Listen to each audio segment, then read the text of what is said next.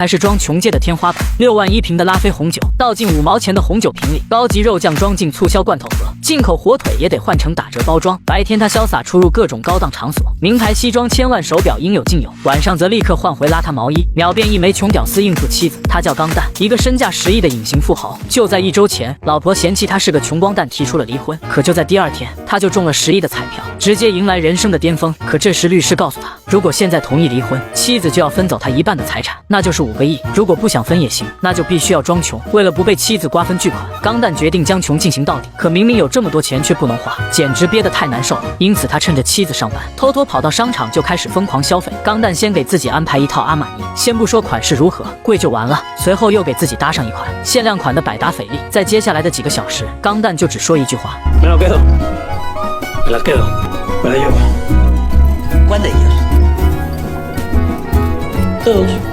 直接买到手抽筋。可正当他在疯狂嘚瑟之际，却差点碰到邻居。为了隐藏报复的秘密，他慌张地躲进一家商店，并示意店长不要声张。店长看他一身名牌，就知道他是个有故事的男人，于是直接帮他拦下了邻居。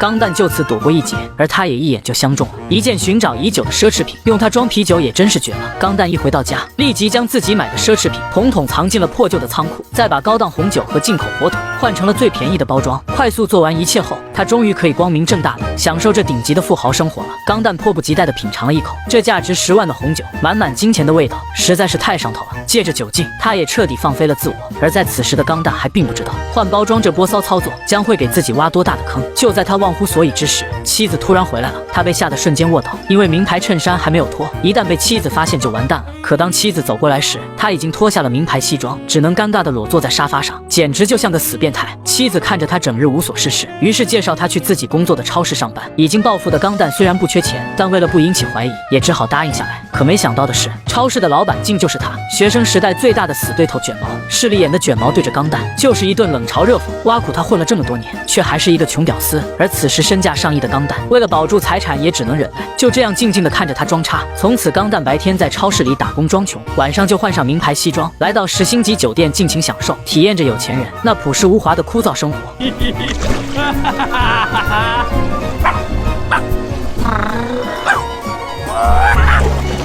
这天岳父岳母意外到访，而他们也并不知道钢蛋和妻子正在离婚冷静期。晚餐时，妻子拿出了那瓶廉价红酒，全然不知这是10万元佳酿。钢蛋瞬间紧张起来，连忙说这酒是2元店买的，还是换瓶别的酒。可岳父却说你能有什么好酒，摆明了没看得起他。随着岳父浅尝一口，钢蛋就差点露馅了，因为这丝滑的口感和岳父10几年前在高级宴会上喝的红酒简直一模一样。妻子说这就是2元店买来做菜用的，如果爸爸喜欢就把家里剩下的几瓶都送给他了。钢蛋一听瞬间血压飙升，而他也只能强忍着心痛，淡定地举起了酒杯。可这下又不小心露出了手腕上刚买的名表，眼尖的岳父立刻被闪到。钢蛋赶紧解释说这表就是9.9包邮的地摊货。没想到岳父直接掏出了100块，给我来10个不用找了。钢蛋被吓得低下了头。Santi, hazle el favor a mi padre。自己挖坑自己跳的钢蛋也只能咬着牙收下了钱，这分分钟钢蛋就损失了几百万。然而这还没有结束，这时一阵铃声突然响起，正是钢蛋新买的 iPhone 14忘了关机。钢蛋心想这下肯定完蛋了，大家确认后都说不是自己的电话，可钢蛋又不敢直接掏出自己的土豪机。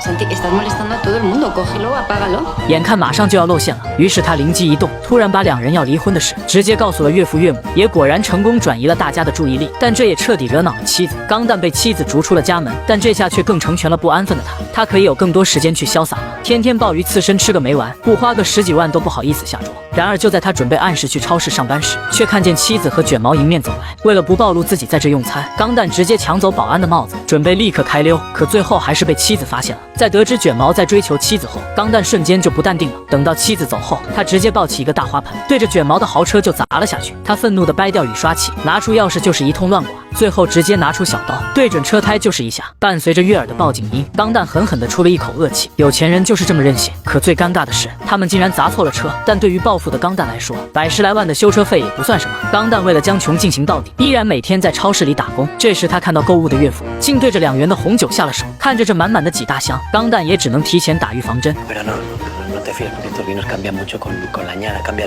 但无法说明缘由的钢蛋也只能看着岳父将红酒包圆。岳父走后，他将妻子拉到一边，原来通过理财顾问得知，卷毛的资金链已经断了，现在正在向银行申请贷款。超市马上就要停业了，即使他和妻子就要离婚了，但他也不希望妻子跳进火坑。可妻子却完全不相信钢蛋的话，认为他就是见不得自己好。郁闷的钢蛋想找朋友喝一杯，却想到自己以后的人生应该不会和他们有什么交集了，于是只能默默选择离开。他躺在总统套房的沙发上，现在的他没有妻子，没有朋友，他突然感到很孤单。于是他在苦思良久之后，直接给理财顾问打去电话。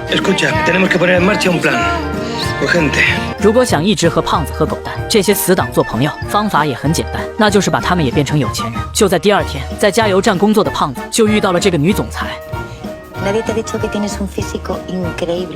于是胖子就被这家顶级的时尚公司签约成为了墨镜广告新星，并直接付给他500万薪酬。而另一边的狗蛋也很快就收到了一笔巨额遗产，署名是一个从未听过的姑妈。一夜暴富的2个好友暗自窃喜，全然不知这一切都是死党钢蛋一手安排的。可没有经商头脑的2人却在暴富后疯狂消费，直接提了一辆豪车就开始四处嘚瑟。钢蛋劝告他们不要无度挥霍，应该用这笔钱去做生意，但这却让好友认为钢蛋是在嫉妒他们有钱了。此时钢蛋也不想再忍耐了，于是直接和他们摊牌了。可没想到猪队友一个激动，竟一脚油门冲下了悬崖。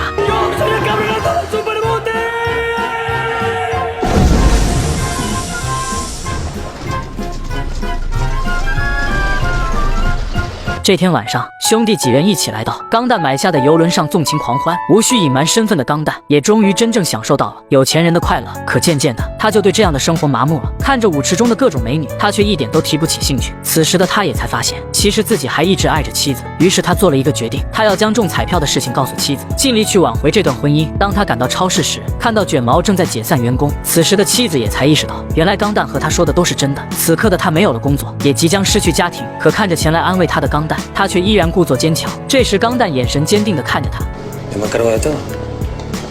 ¿De qué? ¿De la cena? Pues no soy tan inútil. Nos vemos esta noche. Ánimo. 钢蛋精心布置好房间，请来顶级的米其林大厨，准备了丰盛的烛光晚餐。烛光下，2人之间的关系也缓和很多。在钢蛋的一番深情告白后，妻子的眼中也闪烁着泪光。其实妻子也还爱着他。这时钢蛋也说出了自己不幸中了10亿大奖的惊喜，但妻子却以为他在吹牛。直到他看见了已经被改成豪华包间的仓库，这才相信钢蛋说的话。可此时的妻子不仅没有开心地扑到钢蛋怀中，反而因钢蛋的欺骗非常生气。不想失去妻子的钢蛋极力解释着。Soy un gilipollas y un mentiroso. Pero te quiero. Tienes que saber que Mario se está traicionando a todos. 但妻子还是不能原谅他。第二天，妻子收到了一笔转账，整整5个亿。钢蛋还寄来了一份签好的离婚协议，他选择尊重妻子的选择。这时，妻子又接到超市开业的电话，正是钢蛋买下的超市，并让理财顾问将超市登记在了妻子的名下。而安排好一切的钢蛋也已经独自来到机场，他想要离开这里，一个人去过有钱的单身生活。知道一切的妻子也立即找到了自己的刑警闺蜜，只见她戴上安全帽，撕开包臀裙，3分钟就狂奔到机场，也终于在登机口找到了即将远行的钢蛋。妻子狂奔过去，在整理了一下凌乱发型后，含情脉脉地走上前，直接给了钢蛋一个大逼斗。Si crees que dándome 12,5 millones de euros y comprándome un supermercado voy a volver contigo, es que me conoces muy poco. 最后有钱人终成眷属，没钱人亲眼目睹。如果有一天你也突然